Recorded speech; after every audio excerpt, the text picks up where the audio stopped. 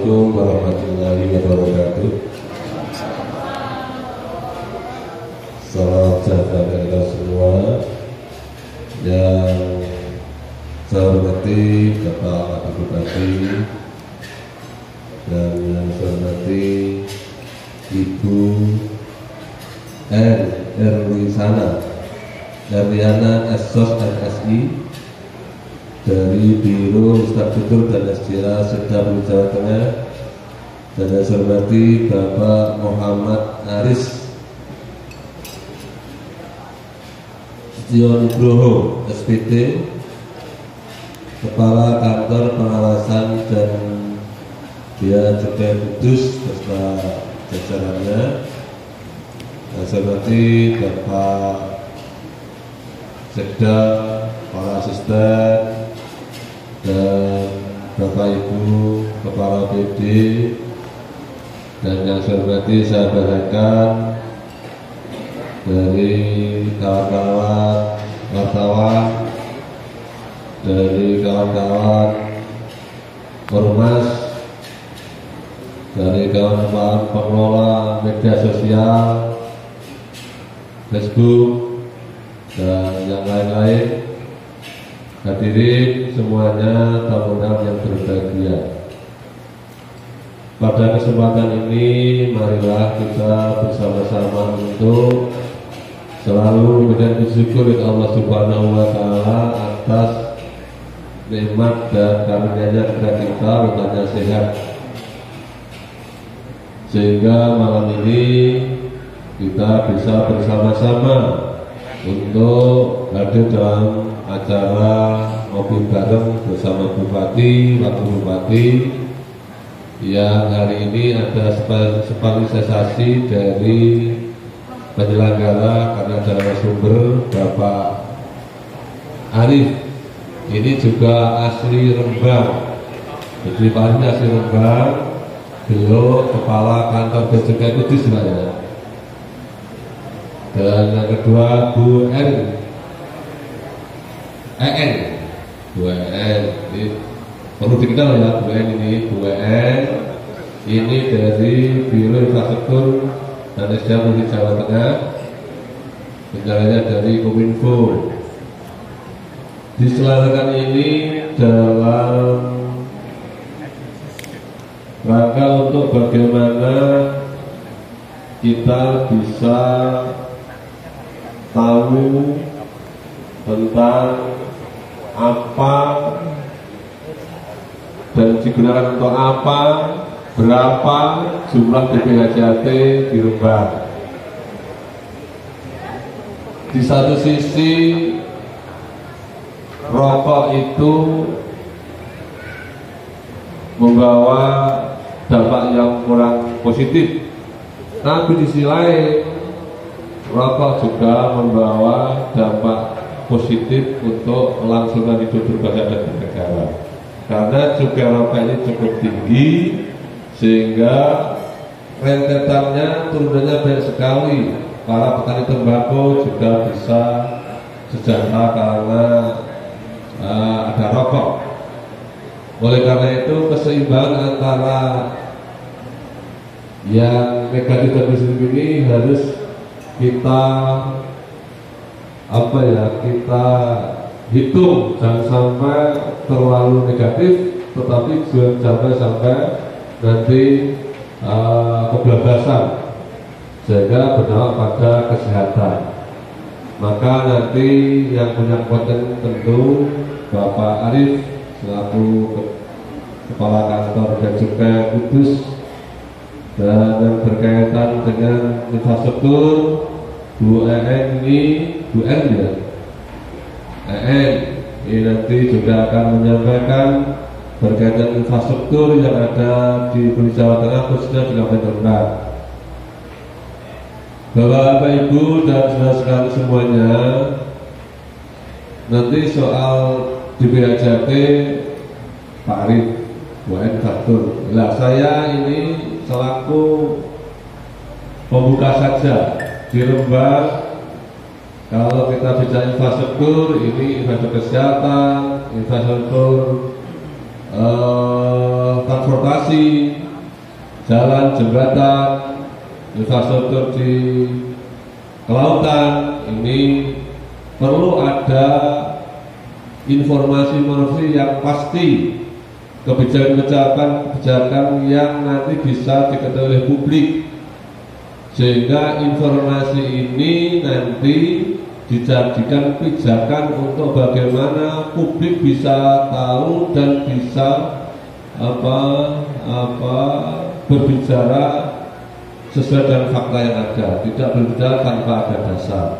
Ini salah satu maksud tujuan daripada kopi bareng malam ini. Tentu yang punya peran yang sangat efektif adalah media baik itu cetak maupun medsos, Facebook dan lain sebagainya. Kawan-kawan PWI ini juga diharapkan untuk sebagai kontrol sosial yang seimbang. Jadi kalau ada yang baik ya saran yang baik, kalau ada yang kurang baik sampaikan saja, sehingga masyarakat nanti bisa menerima informasi yang valid.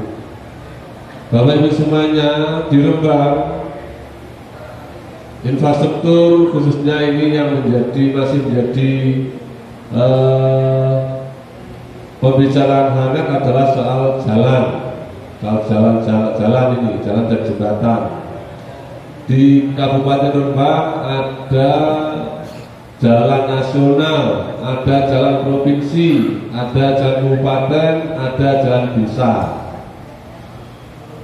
Masing-masing ini punya kewajiban dan tanggung jawab. Jalan provinsi ini tugasnya pemerintah provinsi. Di Rembang ada satu ruas, yaitu Sale sampai Lasem, kurang lebih 30 sekian kilo. Ya ini dari tahun ke tahun bertahap pembangunannya, sampai sekarang masih menyisakan ada kurang lebih hampir 8 kiloan yang belum tertangani.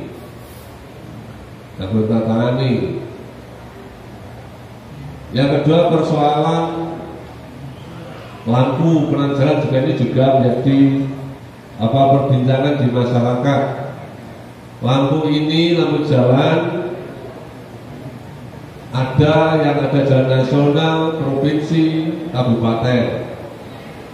Lampu jalan ini sumber pengadaannya ada dari pusat, ada dari provinsi, ada dari kabupaten. Tapi setelah diserahkan kepada kabupaten, maka Pemkot kabupaten harus menanggung beban biaya, baik biaya pajak penanganan lampunya maupun biaya perawatannya. Nah, ini perlu kami sampaikan, jenis lampu memang ada yang dari PLTS, ini langsung Rembang, banyak yang mati. Ini banyak yang mati. Kami akan memperbaiki, ternyata setelah dicek ini komponennya harganya mahal. Ditukar lampu untuk daripada memperbaiki. Nah ini problem. Jadi ini kita analisa nanti bagaimana apa kita ganti atau kita perbaiki, karena berkaitan dengan efisiensi anggaran. Nah, di Rembang ini perlu kami sampaikan lampu jalan, kenapa ini menjadi perbincangan di media sosial, karena memang Rembang kurang cerah dalam perbatasan. Kalau dibandingkan dengan Jawa Timur itu sangat terasa sekali soal lampu dan soal jalan. Jadi ibaratnya wong lewat itu kalau bicara naik wes Proso Grunjal berarti Mlebu Jawa Tengah.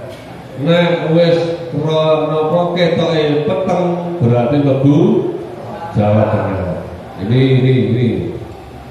Maka daerah perbatasan ini memang perlu dipoles dengan bentuk-bentuk yang seimbang dengan Jawa Timur. Saya sendiri merasakan, makanya jalan nasional kita Sarang sampai Pati ini kalau dibandingkan Sarang sampai Tuban itu dari luasannya luas sana, dari lirnya lir sana, lirnya ya lir sana. Nah ini juga menjadi perbincangan netizen. Nah ini saya amati terus. Nah ini karena ini wilayah pusat, maka tugas kami adalah mengusulkan ke Mbak En, ya, Mbak En dan nanti menyampaikan ke pusat. Kemarin di depan Alfamart Lasem di media sosial itu sudah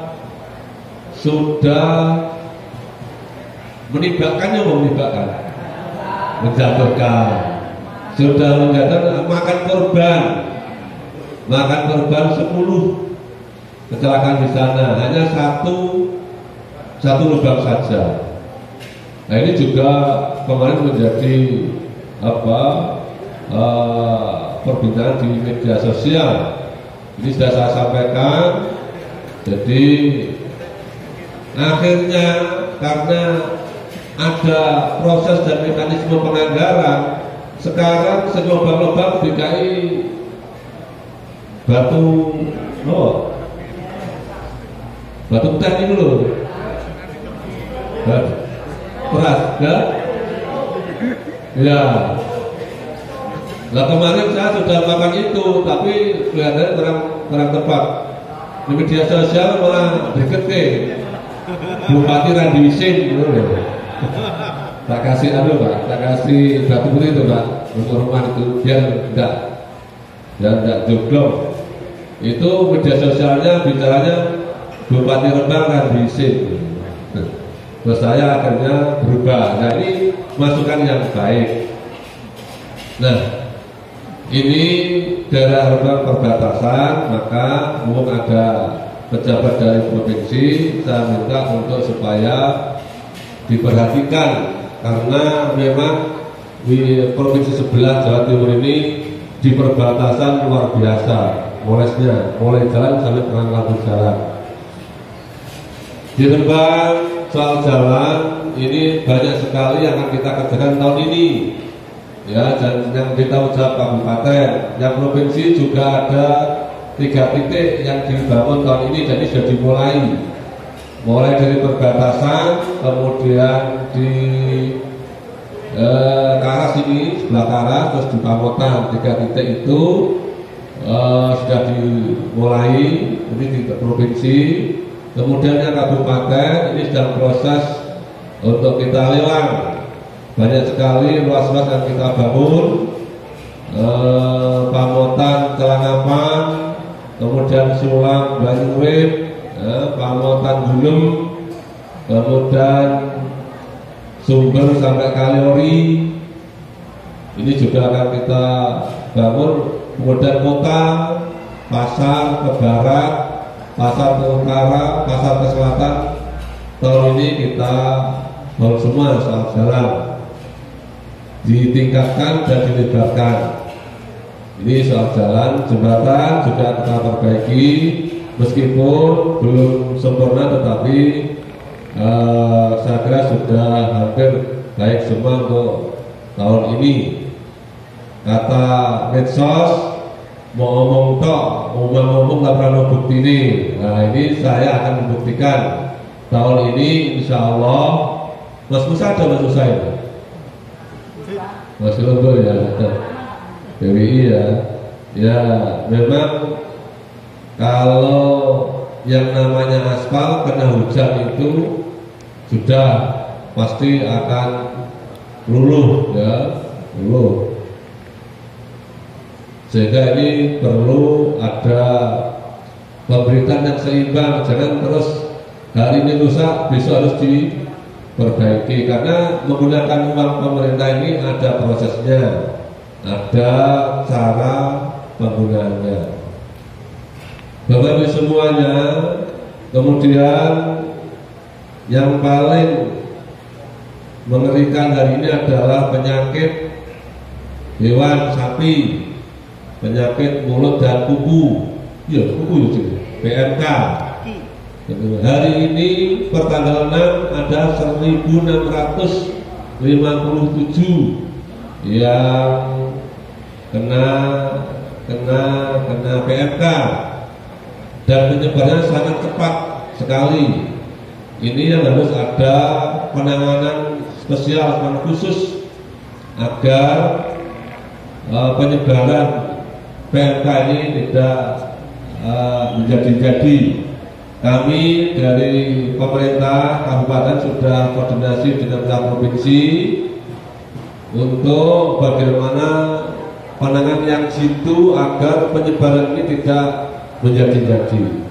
Sampai hari ini memang belum ada obat khusus, tetapi kami sudah melakukan dari dinas, sudah saya perintahkan untuk bagaimana melokalisir supaya tidak menyebar. Ini sudah ada berapa kecamatan, Pak? Berapa kecamatan sudah ada ya? Ya? 12 kecamatan sudah ada PMK semua. Nah, info dari Pak Wagub tadi saya kaget, katanya sudah kambing juga sudah ada sekarang ya, Pak. Kambing ini kalau iya kan sudah mengkhawatirkan. Nah, ini perubahan khusus. Kemudian dari pemerintah sudah berjibaku di lapangan. Setiap hari kita sebar tenaga kesehatan kita, ketentuan kita untuk memantau perkembangan bagaimana penanganan supaya jitu ini bagaimana. Ini terus kita sebar tiap hari di lapangan. Jadi sudah ada 1600 yang meninggal dunia. Meninggal dunia Pak ini. Meninggal dunia ini yang tercatat sudah 6 atau 7 ya. 6 Pak ya. Nah, jadi disembelih karena khawatir udah kira wis iki. Kedisian 30 wedine mati disembelih akhirnya apa ya. Pokoknya jadi nah ini sudah ada 30-an. Jadi memang tingkat kesembuhannya sampai hari ini masih rendah sekali. Dari 1600 ini baru 48 yang dinyatakan sembuh. Yang mati sudah 6, yang mati digorok wedine kedisian ini ada 30. Nah, ini artinya Pak, ini memang tingkat kematiannya ini kalau tidak keadilan ini juga tinggi sekali. Maka pemerintah ini sedang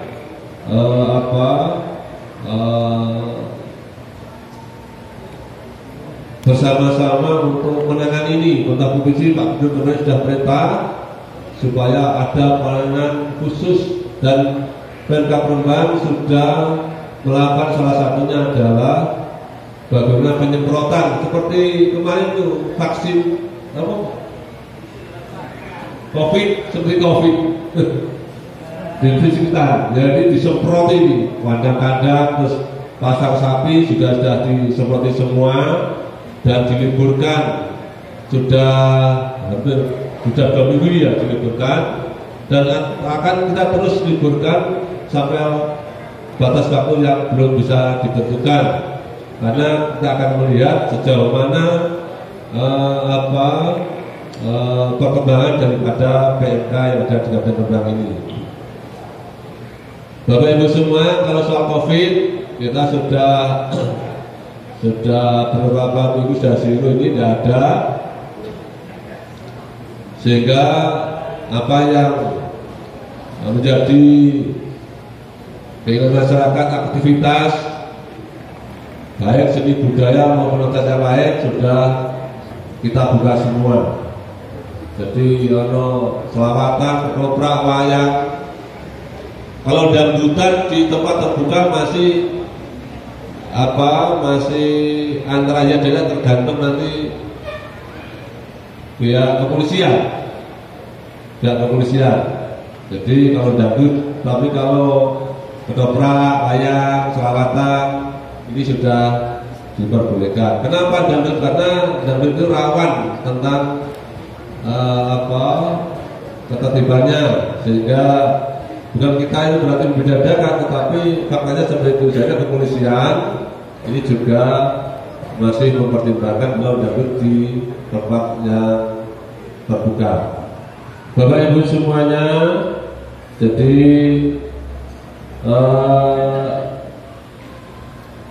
tentang infrastruktur, di tempat perbelanjaan, pasar. Nah, ini tak ulangi lagi. Pasar ini memang sampai hari ini masih perlu ada komunikasi yang intens kepada para pedagang, karena masih ada yang belum setuju untuk dipindah. Padahal pasar ini sudah masuk dalam Perpres 79. Kalau dari sisi kesiapan, Rembang ini sudah siap secara administratif maupun secara teknis, sehingga ini sudah dianggap siap oleh Kementerian PUPR. Ya Pak, saya siap ya dari Rembang. Mulai DID sampai semuanya sudah clear semua. Tinggal bagaimana pedagang ini bisa diajak bicara kalau pasar akan kita geser ke sebelah barat. Jadi kalau dulu tutupannya jalannya tidak mana, sudah kita lebarkan tahun ini. Ya. Nah, sediambakno wis tutupan liyane. Jadi ora payu. Nanti pulang. Lho pasar kok siji kok ora payu kok ameh wong kan begitu kira-kira. Jadi tidak masuk, menurut saya tidak masuk akal lah. Jadi pasar kita hanya satu. Jadi ini yang perlu kita koordinasikan terus, sehingga harapannya nanti pasar ini tahun 2023 sudah clear untuk dibangun. Kemudian alun-alun ini tahun ini juga sudah kita mulai untuk perbaikan dengan berat 1,8 miliar dan akan kita lanjutkan tahun 2023 final di tahun 2023, karena kita berharap nanti para pedagang kaki lima ini akan kita lokalisir di Taman Kartini. Taman Kartini akan kita perbaiki kolaborasi antara wisata Bali dan wisata kuliner di sana.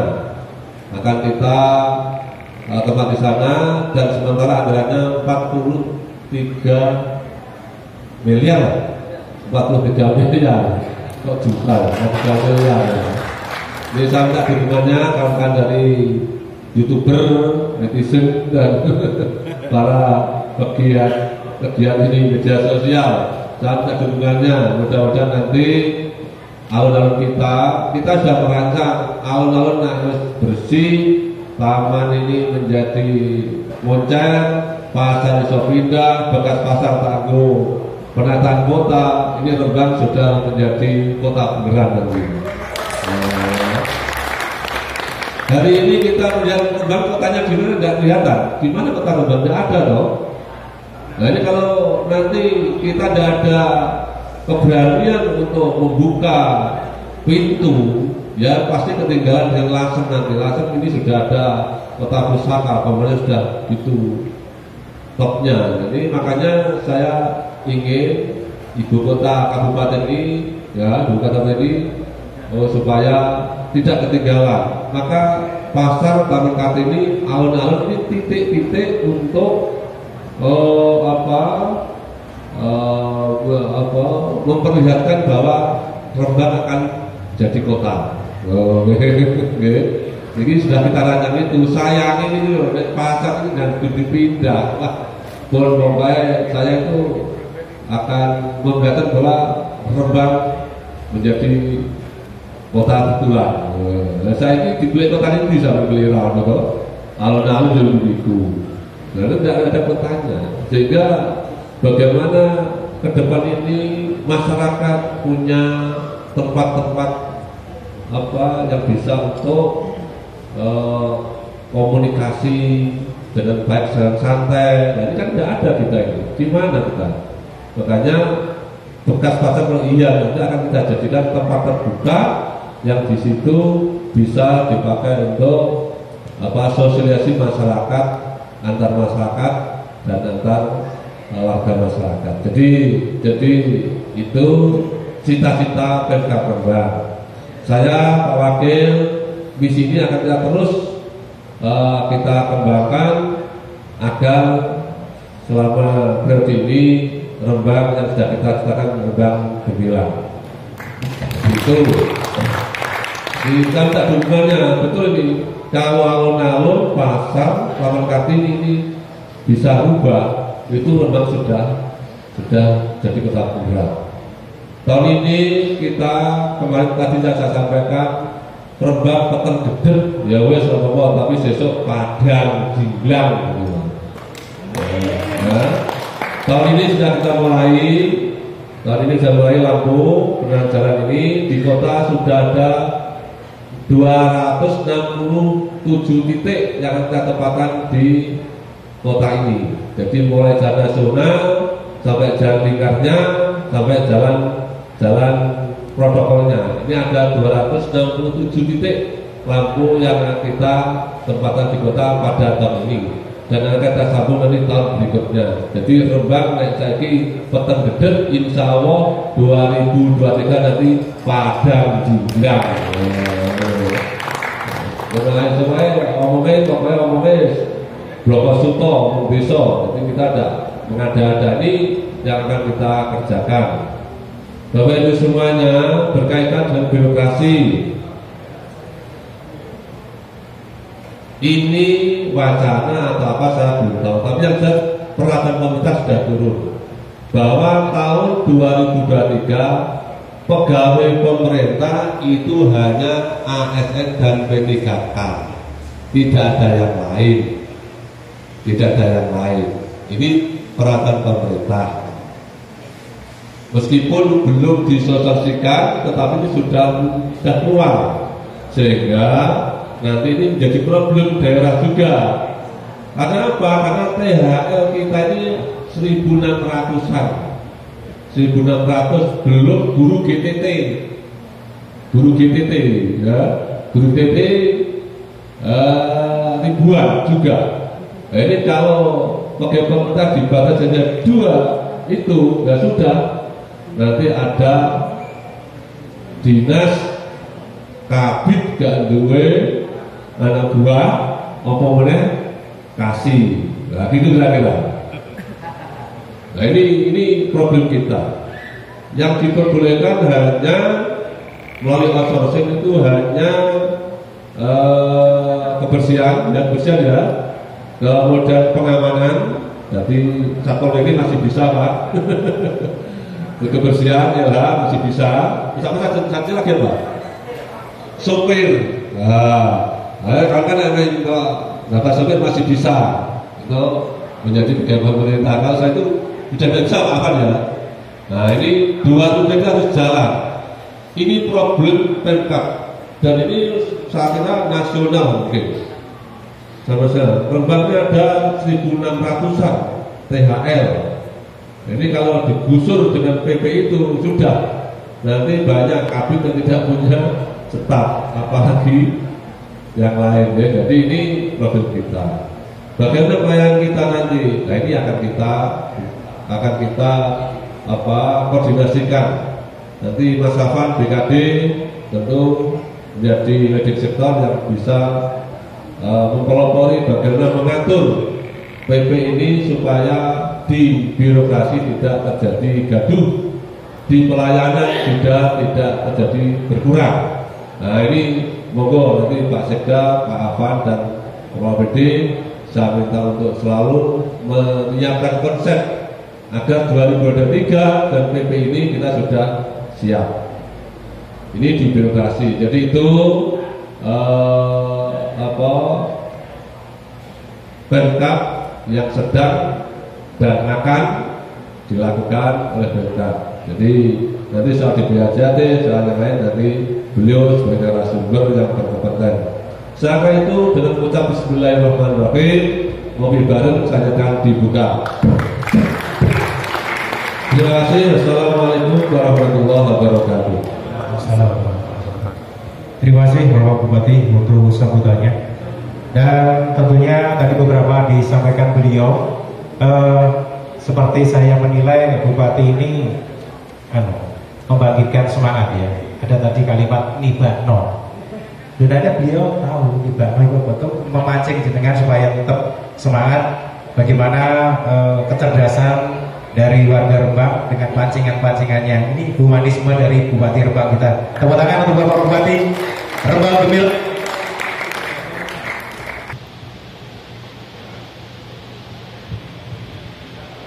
Kita tepuk tangan untuk yang pertama, kebijakan program ESOS MSI dipersilakan.